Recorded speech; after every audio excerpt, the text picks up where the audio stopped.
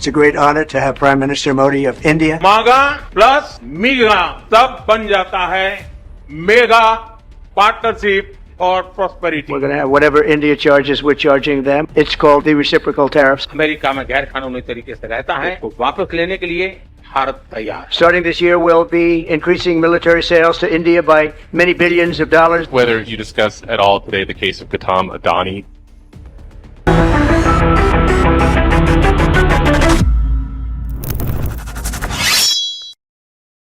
வணக்கம். Donald Trump மற்றும் prime minister மோடியுடைய நட்பு, இந்தியா அமெரிக்கா நட்பு எந்த அளவில் பிரைம் மினிஸ்டர் மோடியால் இந்த அளவில் வளர்ந்திருக்கிறது என்ற அந்த கதை. விஸ்வகுரு மோடியை பார்த்தால் அனைத்து நபர்களுமே நடுநடுங்கிக் கொண்டிருக்கிறார்கள். உலகத்தின் மிக பவர்ஃபுல்லான பிரைம் மினிஸ்டர் யார் என்றால் நரேந்திர மோடி வந்ததுக்கு அப்புறம் தான் இந்தியாவுடைய மரியாதை, இந்தியர்களுக்கு கிடைக்கக்கூடிய மரியாதை அதிகரித்திருக்கிறது.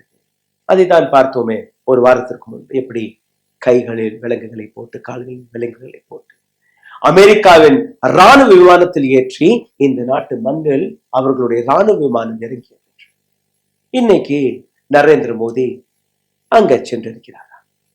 ஆனால் எந்த விஷயத்தை கோதி மீடியா உங்களுக்கு எடுத்து காட்டினார்களோ, அதாவது ட்ரம்பை பாருங்கள் எப்படி பிரைம் மினிஸ்டர் மோடிக்கு சேரல் எழுத்து வைக்கிறார், அந்த அளவில் பயம் அது கிடையாது.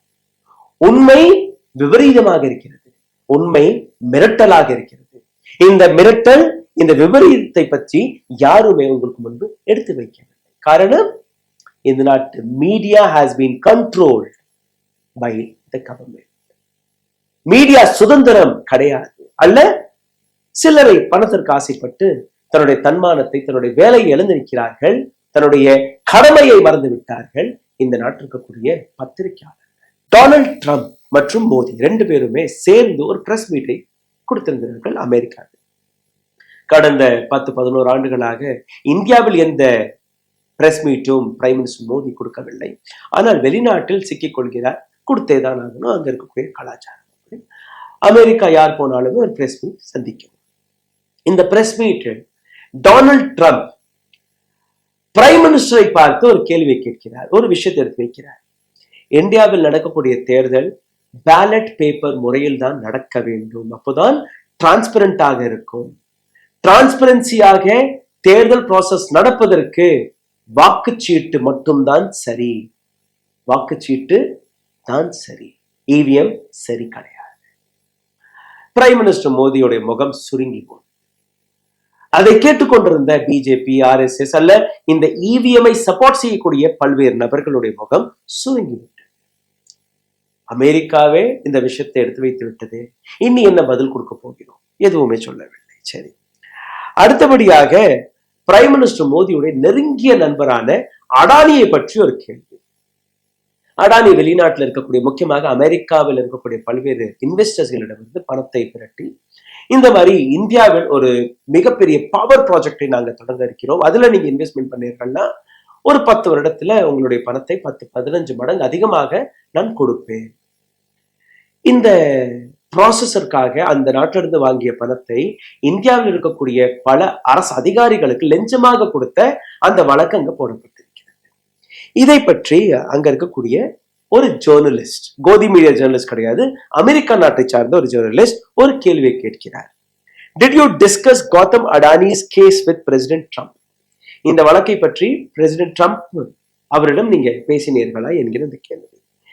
இதற்கு என்ன பதில் கொடுத்திருக்கணும்? இது கோர்ட்ல இருக்கு, நாங்க இதை பற்றி இப்ப பேசக்கூடாது, 2 நாடுகளுக்கு நடுவே நடக்கக்கூடிய ஒரு மீட்டிங் இது, இதுல கௌதம் அடானியை பற்றி நிச்சயமாக அவர் தவறு செய்திருந்தால் அவர் மீது ஒரு ஆக்ஷன் எடுக்கப்பட வேண்டும், இதுல இந்திய அரசாங்கம் தலையிடாது, இல்ல இந்திய அரசாங்கத்திடமிருந்து ஏதாவது உங்களுக்கு தகவல் தேவைன்னா நீங்க கேளுங்க, இப்போதைக்கு நாங்க பேச முடியாது, விஷயம் கோர்ட்ல இருக்கு. இதை சொல்லி இருக்கலாம் பிரைம் மினிஸ்டர் மோடி.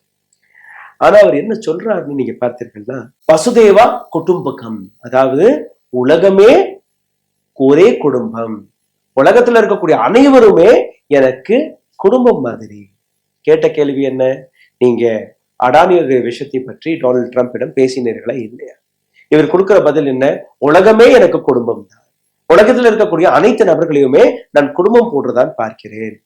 இது ஒரு பர்சனல் விஷயம், அதாவது அடானி பற்றி பேசுவது அது தனிப்பட்ட முறையில் ஒரு பர்சனல் விஷயம். இதை இரண்டு நாடுகளை சார்ந்த நபர்கள் பேச மாட்டார்கள்.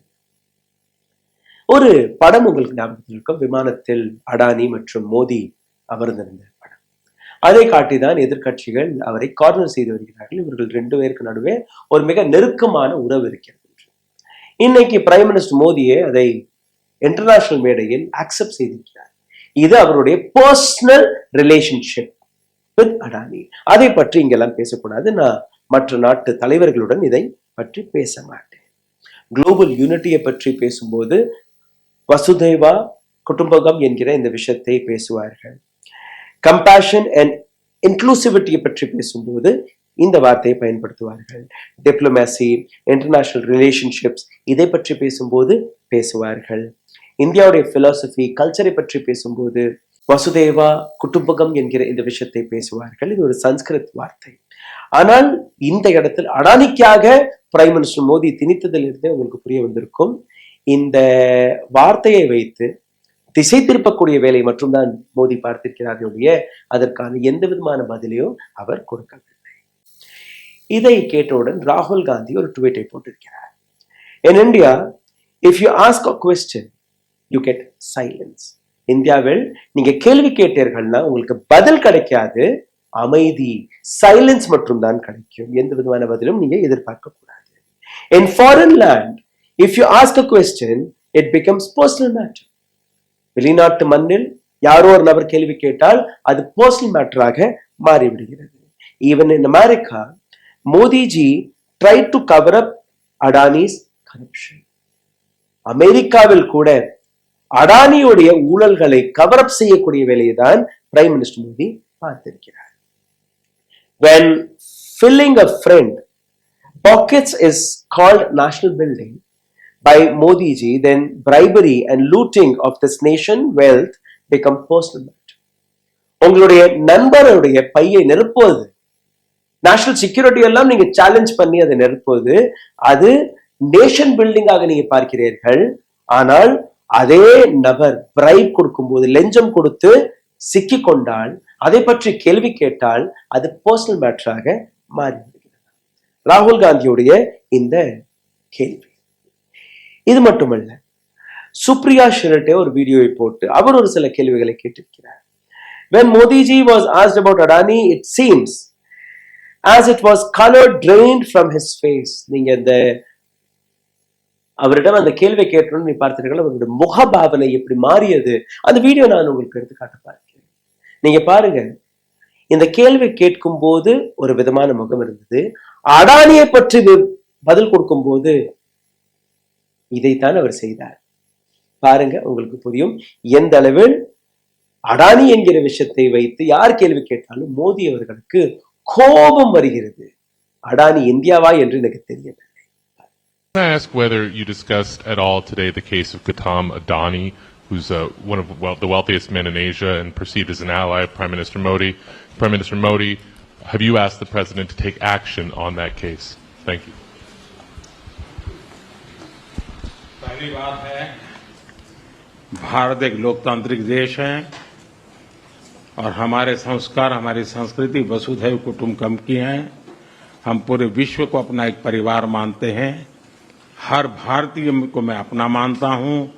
दूसरी बात है, ऐसे व्यक्तिगत मामलों के लिए दो देश के मुखिया न मिलते हैं, न बैठते हैं, न बात करते हैं. சரி, இப்போ அமெரிக்காவில் நடந்த அனைத்து விஷயத்தையுமே உங்களுக்கு முன்பு நான் எடுத்து வைக்கிறேன். பிப்ரவரி 12 கார்டியன் என்கிற இந்த நியூஸ் பேப்பரில் ஒரு ஆர்டிகல் பப்ளிஷ் ஆகுது.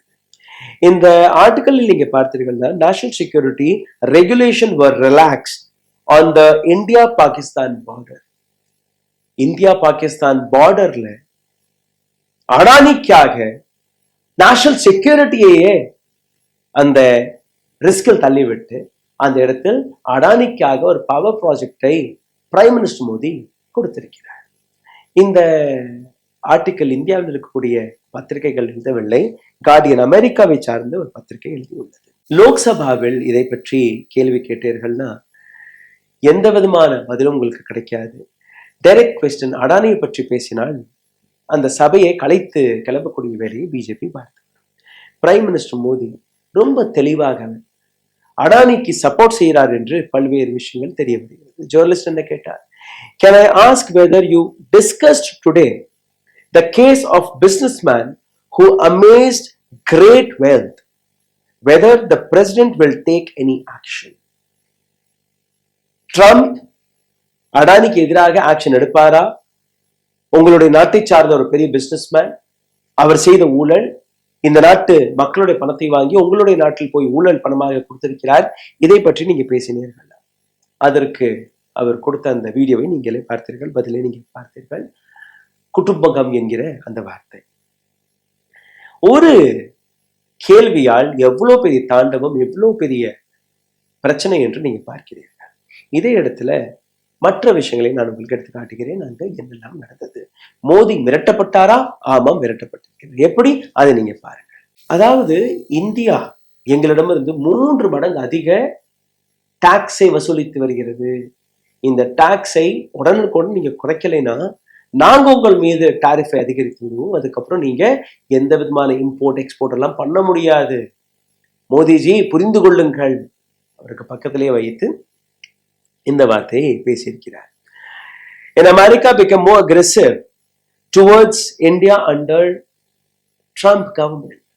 ஒரு கேள்வி, ட்ரம்புடைய இந்த சாசனத்தில் பிரைம் மினிஸ்டர் மோடிக்கு எதிராக, இந்தியாவிற்கு எதிராக அவருடைய ஸ்ட்ராங் ஸ்டாண்ட்ஸ் நடக்கிறதா?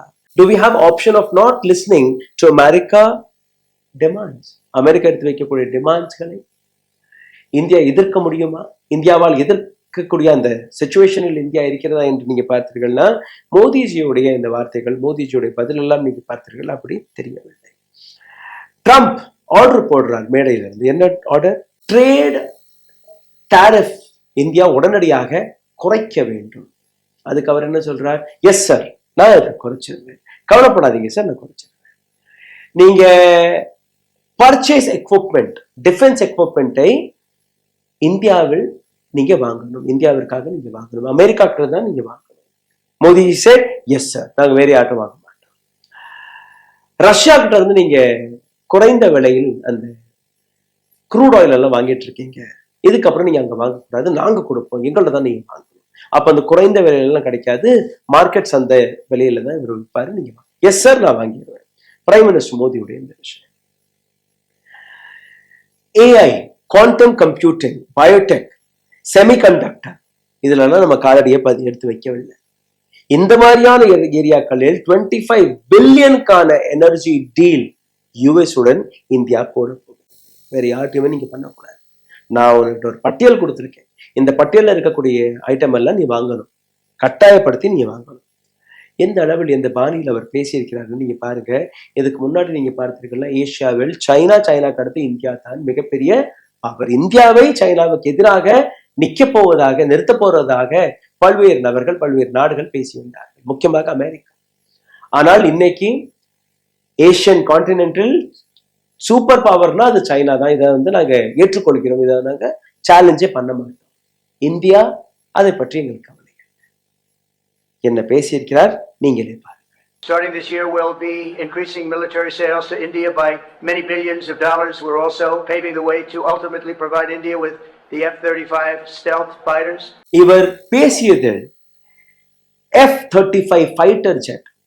இவர்கள் நமக்கு விற்பது ஒரு மிகப்பெரிய அளவுல சர்ச்சைக்கான விஷயம். ஏன்னா மார்க்கெட் சந்தையில அவர்கள் எவ்வளவுக்கு விற்கிறார்களோ, இந்தியாவிற்கு விற்கிறார்களோ, அதுல கோடிக்கணக்கான ரூபாய்க்கான வித்தியாசம் இருக்கிறது. ரெண்டாவது, நமக்கு அது தேவையல்ல, ஹை மெயின்டெனன்ஸ் கேட்கக்கூடிய ஒரு விமானம், ஃபைட்டர் ஜெட். ஆனால் அதை புஷ் செய்து இந்தியாவிற்கு விற்க பார்க்கிறார் Trump. Because Trump being a businessman, he doesn't want to create any personal relationship with you. எப்படி பிரைம் மினிஸ்டர் மோடி பார்த்த உடனேயே இங்க இந்திய மீடியா காட்டுவது, போய் பாருங்க எவ்வளவு கட்டியெல்லாம் பிடிச்சுக்கிறாங்க, அப்படியெல்லாம் கிடையாது. He is a pure clean businessman and he is doing business with you. Indian companies may not see significant benefit in the US market, but India's market will become more accessible to US companies. இந்தியாவில் இருக்கக்கூடிய export import அது பெரிய அளவுல இந்திய கம்பெனிகளுக்கு போய் சேரவில்லை என்றால் கூட அமெரிக்க கம்பெனிகளுக்கு இது மிகப்பெரிய அளவில் லாபத்தை கொடுக்க இருக்கிறது. ஆயில் கம்பெனிகள், அங்க இருக்கக்கூடிய ஆயில் கம்பெனிகளிடமிருந்து இந்தியாவுடைய ஒப்பந்தம், இதுவும் அவர்களுக்கு தான் லாபம். அப்ப புதிய ஜாப் ஆப்பர்ச்சுனிட்டி, புதிய கம்பெனிகள் இந்தியாவிற்கு வராது, இந்தியாவிலிருந்து அந்த நாட்டுக்கு தான் போகும் ஒழிய அப்போ யாருக்கு லாபம் என்று நீங்க பாருங்க. இது மட்டுமல்ல, சாதாரணமாக நீங்க பார்த்தீர்கள்னா அமெரிக்கால இருந்து இந்தியாவிற்கு வரக்கூடிய குட்ஸ் ஒரு ஆவரேஜா நீங்க பார்த்தீர்கள்னா ஒரு 9.5% அந்த டாக்ஸ் போடப்படுகிறது. அதே இந்தியாவிலிருந்து அமெரிக்கா செல்லக்கூடிய குட்ஸ்கள் அது வெறும் 3%. இப்ப இவர் என்ன சொல்லியிருக்காருன்னா, இன்னொரு சில இடங்கள் நீங்க பார்த்தீர்களா, முக்கியமா என்ஜின், பைக்ஸ், கார், இது மாதிரி எல்லாம் பார்த்தீர்களா, ஒரு 60 to 100% வரை இந்தியா இம்போர்ட் டியூட்டி சார்ஜ் செய்து. இதை நீங்க சரிபார்க்கவில்லை என்றால் அமெரிக்கா இந்தியா மீது நடவடிக்கை எடுக்கும், பொருளாதார ரீதியாக எடுக்கும், அதுல இருந்து உங்களால் தப்பிக்க முடியாது என்கிற ஒரு விஷயத்தை எடுத்து வைக்கிறார்கள். US reciprocal tariff will be implemented on India if you don't listen to us. அப்போ அங்க அமர வைத்து மிரட்டி அனுப்பியிருக்கிறார்கள். Private trade balance with US, private trade balance வந்து அங்க குறைய ஆரம்பிக்கும், எக்ஸ்போர்ட் குறையும். இந்தியாவில் இருக்கக்கூடிய பொருட்கள் அதிக விலைக்கு அங்கு போகும்போது யாருமே விரும்பி வாங்க மாட்டார்கள். அப்போ இந்தியாவில் இருக்கக்கூடிய எக்ஸ்போர்ட் பாதிக்கப்படும். எந்த விதமான export? Textile, clothing, electronic machinery, gems, jewellery, pharmaceutical, automobile, iron, steel, aluminium, இந்த இண்டஸ்ட்ரியில் இருக்கக்கூடிய அனைத்து நபர்களுமே மிகப்பெரிய அளவில் பாதிக்கப்படுவார்கள். இன்னொரு பக்கத்தில் நீங்க பார்த்தீர்கள்னா, ட்ரம்ப் இதுவரை வெறும் மேனுஃபேக்சரிங்கை பற்றி மட்டும்தான் பேசியிருக்கிறார். அப்படியே அது சர்வீஸ் மீதும், அதாவது இந்த ஐடி கம்பெனி எல்லாம் இருக்கிறது இல்லையா, அந்த ஐடி கம்பெனியோட ஆபீசஸ் எல்லாம் இந்தியாவில் இருக்கு. இந்தியாவில் இருக்கக்கூடிய பல கம்பெனிகள் வெளிநாட்டில் இருக்கக்கூடிய அமெரிக்காவில் இருக்கக்கூடிய கம்பெனிகளுக்கு சர்வீஸ் ப்ரொவைட் கொண்டிருக்கிறார்கள். இப்ப அதுல அவர்கள் டாரிஃப் போட ஆரம்பிச்சிட்டார்கள்னா இங்க இருக்கக்கூடிய வேலை வாய்ப்பும் அழிந்து போகும், ஐடி செக்டர் படுத்து போகும். 55% ஐடி சர்வீசஸ் அமெரிக்காவுக்கு மட்டுமே இந்தியாவிலிருந்து கொடுக்கப்படுகிறது. தன்னுடைய தேர்தல் பிரச்சாரத்தின் போது டொனால்ட் ட்ரம்ப் எடுத்து வைக்கக்கூடிய விஷயம், India is a tariff king, அதாவது டாக்ஸ் போடுவதில் ஒரு மிகப்பெரிய ராஜாவாக இருக்கிறது இந்தியா, அவர்கள் அடங்கல். நீங்க டொனால்ட் ட்ரம்பை பத்தி பார்த்தீர்கள்னா, he's a cold calculative business man. எப்படி காசாவை நான் கையில் எடுத்துக்கொள்வேன் என்று கூறுகிறாரோ அதே போன்றுதான் பிரைம் மினிஸ்டர் மோடியுடன் போட்ட அந்த டீல். ஆனால் இந்திய பிரைம் மினிஸ்டர் எப்படி அதற்கு பதில் கொடுக்கிறார்? MAGA plus MIGA is equals to MEGA. மேகானா mega partnership for prosperity. MAGA plus MIGA तब बन जाता है मेगा पार्टनरशिप फॉर प्रॉस्पेरिटी. அந்த நபர் அங்க இருந்து கொண்டு பிசினஸ் பேசி கொண்டு இருக்கிறார். இவர் இங்க ஸ்லோகனை கொடுத்து இந்த நாட்டு மக்களுக்கு ஒரு கான்டென்ட்டை கொடுத்து இருக்கிறார், வேற எதுவுமே இல்லை. அங்க அவர் என்ன சொன்னாரோ அனைத்தையுமே yes sir, yes sir, yes sir போட்டு திரும்பி விடுகிறார் prime minister Modi. Is a clever politician. அந்த மெசேஜ் தான் அவர் கொடுத்திருக்கிறார் ஒழிய, ஆனால் இந்தியாவில் இருக்கக்கூடிய அரசியல்வாதிகள், முக்கியமாக பிரைம் மினிஸ்டர் மோடி, நமஸ்தே ட்ரம்ப் போன்ற ஒரு மிகப்பெரிய ப்ரோக்ராம் எல்லாம் நடத்தினீர்கள். ட்ரம்ப் வரும்போது நேரடியாக பிரைம் மினிஸ்டர் மோடியே போய் கூட்டி அழைத்து வந்து காட்சியெல்லாம் பார்த்தீர்கள். ஆனால் பிரைம் மினிஸ்டர் மோடி போன போது எந்த உயர் அதிகாரியும் அவரை வரவேற்கவில்லை. ஜூனியர் ஸ்டாஃபை வைத்து அங்க வரவேற்பு கிடைத்திருக்கிறது. ஜின்பிங், அதாவது சைனாவுடைய பிரசிடென்ட், அவருக்கு அழைப்பு கிடைத்தது அவருடைய ட்ரம்புடைய பதவி நிற்கும் விழா. ஆனால் விஸ்வகுருவை மறந்துவிட்டார்கள். இந்தியாவில் இருக்கக்கூடிய சின்ன சின்ன தொழிலதிபர்களுக்கு கூட அந்த இன்விடேஷன் கிடைத்தது, பல செலிபிரிட்டிகளுக்கு இன்விடேஷன் கிடைத்தது, பிரைம் மினிஸ்டர் மோடிக்கு கிடைக்கவில்லை. இதற்கான காரணம், பிரைம் மினிஸ்டர் மோடியின் தலைமையில் பிரிக்ஸ் சமிட் நடந்தது. இந்த பிரிக்ஸ் சமிட்டும் போது பிரிக் கரன்சியை பற்றியும் பேச்சு அடிபட்டது. அதாவது இந்த பிரிக்ஸ் என்கிற இந்த அமைப்பில் இருக்கக்கூடிய நாடுகள் எங்களுக்கான ஒரு கரன்சி, எப்படி யூரோ இருக்கிறதோ, எப்படி டாலர் இருக்கிறதோ, எப்படி பவுண்ட் இருக்கிறதோ, அதே மாதிரி ஒரு பெரிய கரன்சி நமக்கு கிடைக்கணும். அப்படி கிடைத்தால் மட்டும்தான் அமெரிக்காவுடைய டாலருடைய அந்த ஹைக்கை நம்மளால் தடுத்து நிறுத்த முடியும். இப்போ இந்த விஷயத்தை பார்த்து டொனால்ட் ட்ரம்ப், அவருக்கு கோபம் வந்திருக்கிறது. டொனால்ட் ட்ரம்ப் இதை பற்றி சுத்தி வளைத்து இல்லாமல் நேரடியாக பிரைம் மினிஸ்டர் மோடியுடன் பேசியிருக்கிறார். உடனடியாக பிரைம் மினிஸ்டர் மோடி, இல்ல நாங்க பிரிக்ஸ் சமிட்ல எல்லாம் அந்த கரன்சியை பற்றி எல்லாம் பேச மாட்டேன். ஏன்னா ட்ரம்ப் என்ன கூறியிருக்கிறார், பிரிக்ஸ் கரன்சியுடன் யாரெல்லாம் சேருகிறீர்களோ உங்கள் மீது 100% டாரிஃபை 100% டாக்ஸை நான் போட்டு விடுவேன். இதே இடத்தில் இதே சேரில் ஜார்டனுடைய ராஜா கலந்து கொண்டார் போன வாரம். காசா மீது நடத்தக்கூடிய அந்த தாக்குதல், காசாவை நான் டேக் ஓவர் செய்வேன் என்று கூறக்கூடிய டொனால்ட் ட்ரம்ப் அவருக்கு முன்பே அமர்ந்து கொண்டு இதை எங்களால் ஏற்றுக்கொள்ள முடியாது, எங்க நாட்டு அந்த அரசாங்கம் இதை ஏற்றுக்கொள்ளாது, இதை எதிர்க்கிறோம் என்கிற அந்த விஷயத்தை இந்தியா யுஎஸ் டிஃபென்ஸ் ஃப்ரேம் ஒர்க்கை நீங்க பார்த்தீர்கள். அமெரிக்கா ஒரு மிகப்பெரிய அளவில் டிஃபென்ஸ் ப்ராடக்ட்களை செய்து வருகிறது. இந்தியா அதை அப்படியே வாங்கி கொள்ளக்கூடிய வேலையை நான் பார்க்கிறேன். அதாவது எந்த அளவில் நமக்கு F-35 தேவை இல்லையோ அதை திணிக்கக்கூடிய வேலையை பார்க்கிறார். இதை தாண்டி நீங்க பார்த்தீர்கள் 30 MQ-9B என்கிற ஒரு ட்ரோன் சிஸ்டத்தை கூட இந்தியாவால் உருவாக்க முடியவில்லை. இந்த ஒரு ஃபைட்டர் ஜெட்டோடைய காஸ்ட் நீங்க பார்த்தீங்கன்னா 80 to 100 மில்லியன் டாலராக பர் யூனிட் இருக்கிறது. அப்போ அனைத்தையுமே அமெரிக்கா நம் தலையில் கட்டி அவர்களுடைய அவுடேட்டட் ஏர்கிராஃப்ட்ஸ் அல்ல, அவர்களுடைய அவுடேட்டட் டெக்னாலஜியை நம் தலையில் கட்டி பணம் பார்க்கக்கூடிய வேலையை, அந்த டீலிங்கை தான் டொனால்ட் ட்ரம்ப் பார்த்திருக்கிறார், பேசியிருக்கிறார். இதே இடத்துல நியூக்ளியர் டீலை பற்றி நீங்க பார்த்தீர்கள்னா பிரைம் மினிஸ்டர் மோடி ஒரு விஷயத்தில் யூட்டன் அடித்து நிற்கிறார். ஒரு நல்ல விஷயம் தான், ஆனால் என்னன்னு நீங்க பாருங்க. 2008 டாக்டர் மன்மோகன் சிங் காலகட்டத்தில் சிவில் நியூக்ளியர் அக்ரிமெண்ட் போடப்பட்டது. இந்த அக்ரிமெண்ட் போடப்படும் போது இதே பிஜேபி ஒரு விஷயத்தை எடுத்து வைக்கிறார்கள். அதாவது America design nuclear reactor will be built in India. அங்க இருக்கக்கூடிய அந்த நியூக்ளியர் ரியாக்டர் இந்தியாவில் தான் பில்ட் ஆகணும். அங்கிருந்து வரக்கூடிய கம்பெனி எந்த விதமான விபரீதம் நடந்தால் கூட அந்த கம்பெனி தான் பொறுப்பு என்கிற விஷயத்தை, இந்த கிளாஸை நீங்க சேருங்கள் என்று கூறினார்கள். அதை சேர்த்தும் விட்டார் மன்மோகன் சிங் அவர்கள். ஆனால் அந்த கிளாஸருக்கு எதிராக எந்த கம்பெனியுமே இந்தியாவுக்குள் வரவில்லை. அதற்கான காரணம் போபால் கேஸ் ஸ்ட்ராட்டஜி உங்களுக்கு ஞாபகத்தில் இருக்கும். போபாலில் எத்தனை, இதுவும் அமெரிக்கன் கம்பெனி தான். யூனியன் கார்பைன் அவர்களுடைய அக்கௌண்டபிலிட்டியே கிடையாது. இன்னும் சொல்ல போனால் அந்த கம்பெனி நடத்தக்கூடிய அமெரிக்கர்களை நாம் தனி விமானத்தை வைத்து அவர்களை அமெரிக்காவிற்கு டாடா பாய் பாய் சொல்லி அனுப்பிவிட்டோம். அந்த மாதிரி மீண்டும் நடக்கக்கூடாது என்கிற விஷயத்தை எதிர்த்து இந்த கிளாஸை சேர்த்தார்கள். இப்ப அந்த கிளாஸ் எல்லாம் தேவையில்லை, அமெரிக்கா கம்பெனிகள் இந்தியாவில் வரலாம், இது போன்ற ரிசர்ச் ஒர்க்ல எல்லாம் வேலை பார்க்கலாம், விபரீதங்கள் நடந்தால் அதற்கு நீங்க பொறுப்பு கிடையாது, நீங்க பதிலும் கொடுக்க வேண்டாம். இதுதான் இப்போ பிரைம் மினிஸ்டர் மோடியோட ஸ்டாண்டாக இருக்கிறது. இந்த இடத்தில் ஒரு சில விஷயங்களை நீங்க கவனமாக பார்க்கணும். இது போன்ற அன்ஈக்குவல் டீல் எதற்காக? நீங்க சைனாவிடம் நீங்க லேர்ன் ஃப்ரம் சைனா.